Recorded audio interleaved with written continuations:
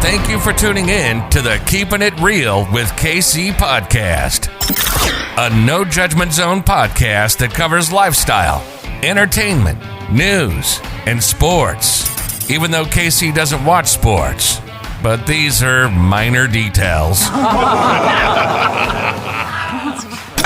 By the way, he reads tarot cards too. Yes, I really mean it. He reads tarot cards too. And now, the host you've tuned in for, KC Phoenix. Welcome back to the Keeping It Real with KC podcast. I, of course, am your host, KC Phoenix. And yeah, this is kind of misleading. So let me, what this title is saying, it's the case, but it's not the case. Before I go any further, KIRWKC.com, main podcasting platform. This podcast is carried on Apple, Spotify, Google, iHeartRadio, Pandora, Overcast, Bullhorn, Amazon Music, Audible, and several other podcasting platforms. Please feel free to listen to this podcast on whatever platform is most convenient for you.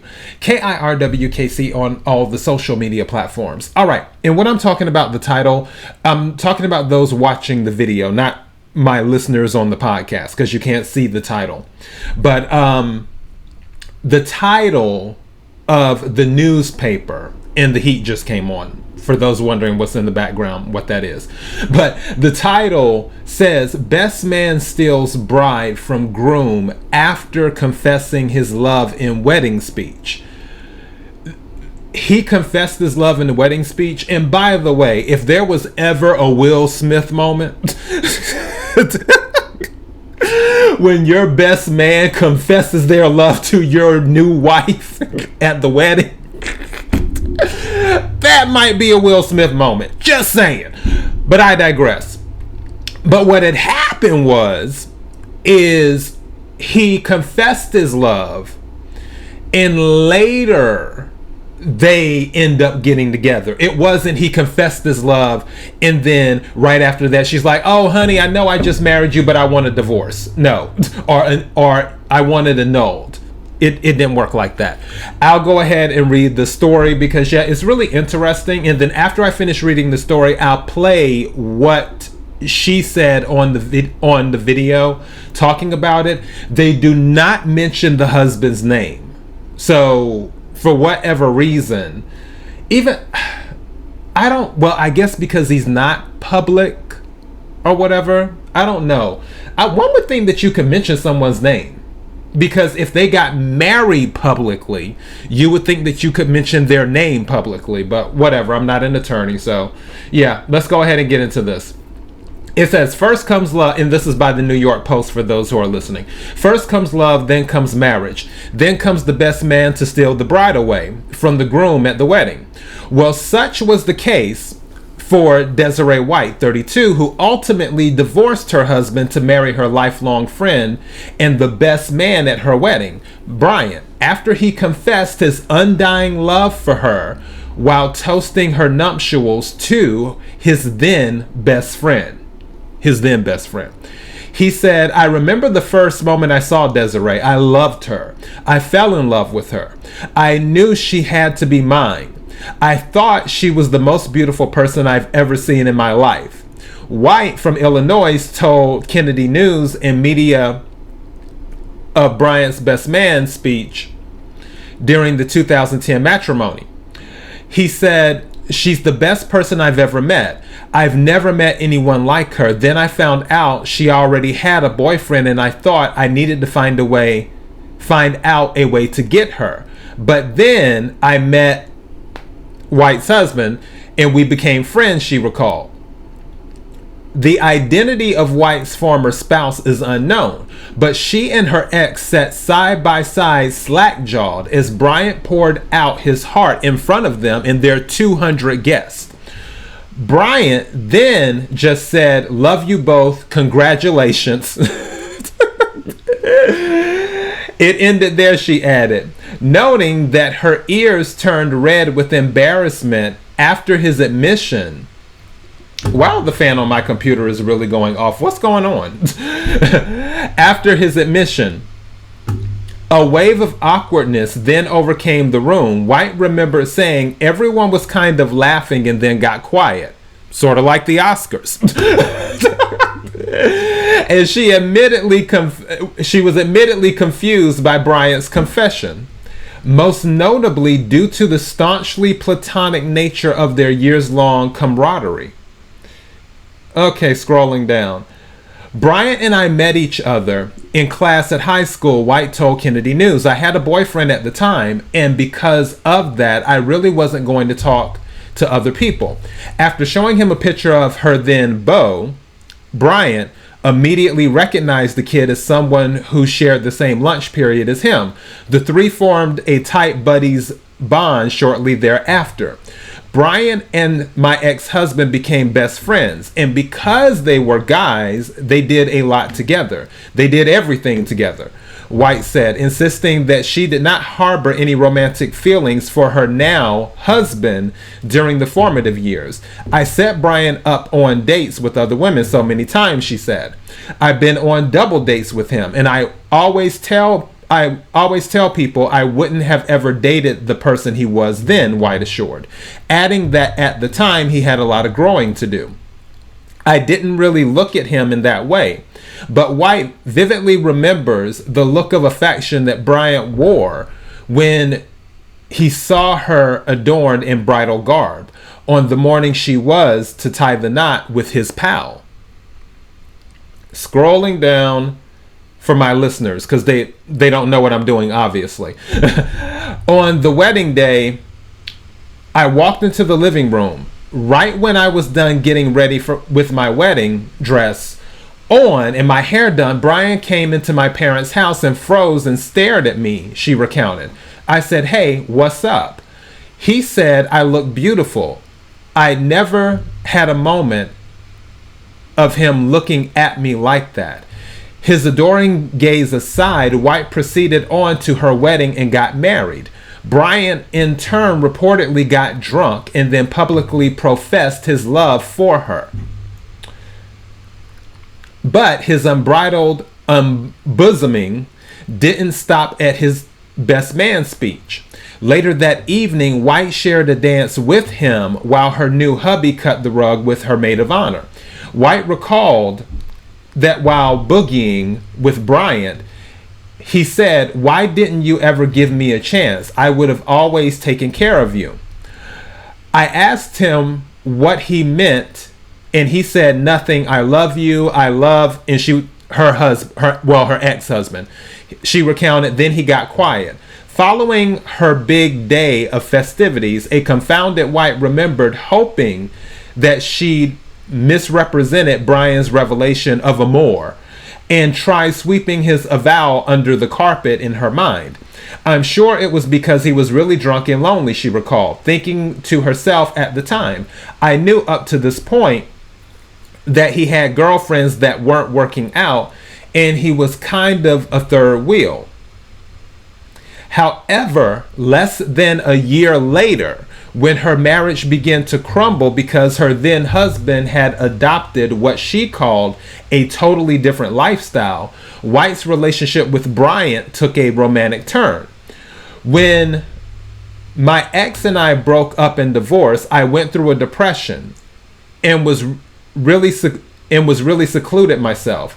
I just didn't want to make an effort for anything," she said, noting that Bryant showered her with emotional support during the separation.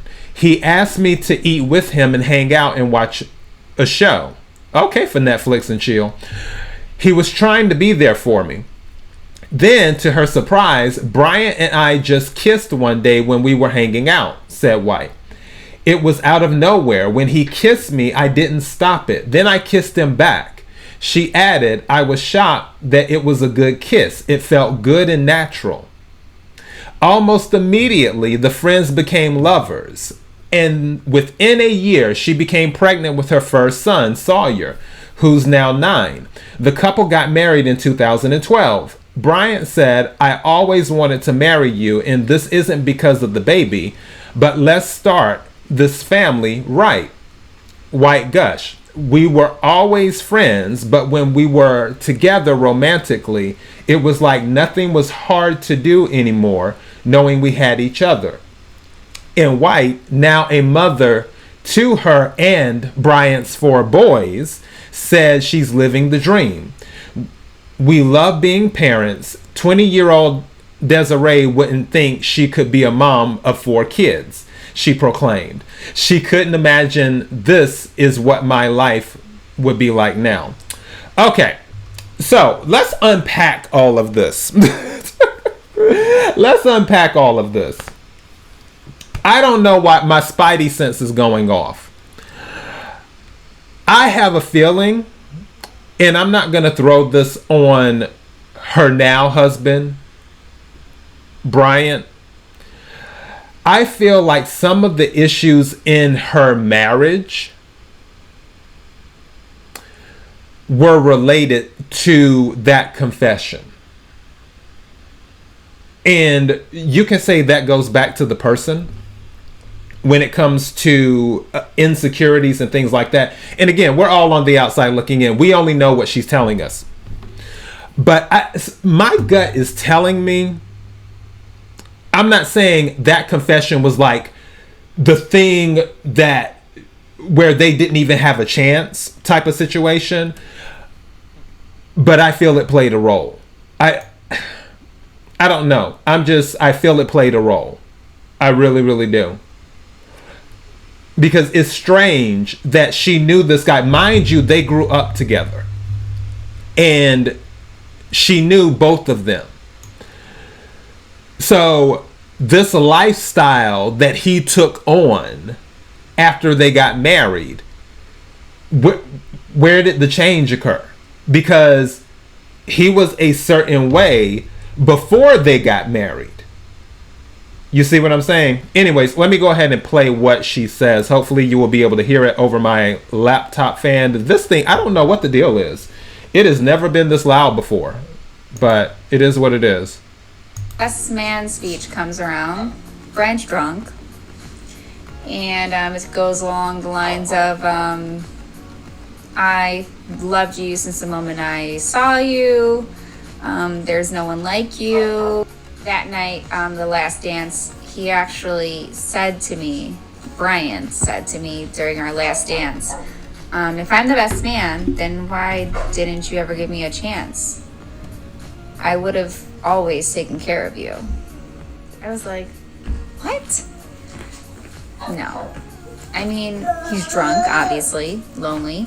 I was with my ex for less than a year, and a lot of red flags popped up. He got divorced, or I was getting divorced, and going through the process was really rough on me. I was really depressed. I was not in a good way mentally. And we were going through the process. My ex was dating other people, and Bryant was just really there for me. Well, one day we kissed, and I liked it, and we became more than friends, and then friends became dating, and then dating became married, and then married became 10 years with 4 boys, and we still like each other a lot. So that's our story. Wow. Okay. Yeah, that's interesting. I honestly feel if I had to give a percentage, I could say probably at least 15% of the issues that occurred, and again, I'm just going by my gut, my spidey sense, my intuition.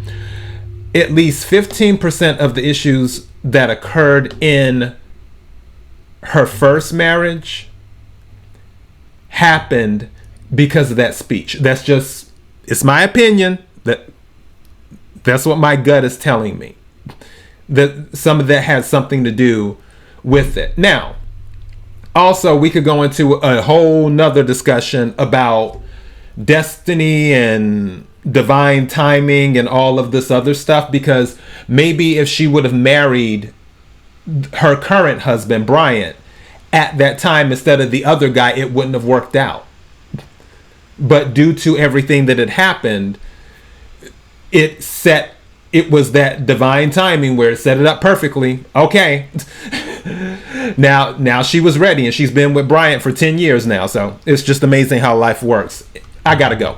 KIRWKC.com, main podcasting platform. This podcast is carried on Apple, Spotify, Google, iHeartRadio, Pandora, Overcast, Bullhorn, Amazon Music, Audible, and several other podcasting platforms. Please feel free to listen to this podcast on whatever platform is most convenient for you. KIRWKC on all the social media platforms. Until next time, be blessed.